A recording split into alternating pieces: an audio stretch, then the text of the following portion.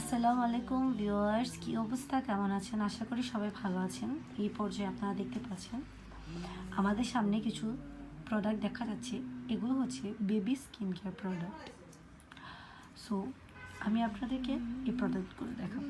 আমাদের অনেক প্যারেন্টসই আছে যারা Johnson baby lotion, Johnson baby powder বা জনসনের বেবি ক্রিম অ্যাফোর্ড করতে পারে না। আর আমরা জানি যে জনসনের কোম্পানির প্রত্যেকটা প্রোডাক্টই কতটা মানসম্মত, বেবিদের জন্য কতটা সেফ, আর বেবিদের জন্য স্কিনের জন্য কতটা ভালো।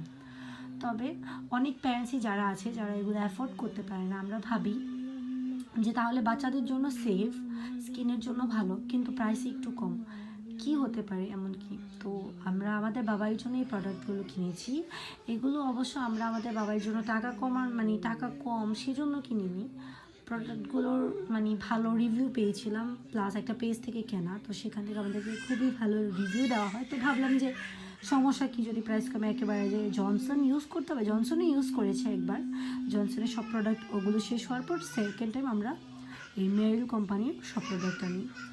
এগুলোও মোটামুটি প্রাইসের, তবে যথেষ্ট রিজনেবল। আপনারা চাইলে এগুলো নিতে পারেন। আসুন দেখিয়ে দিই।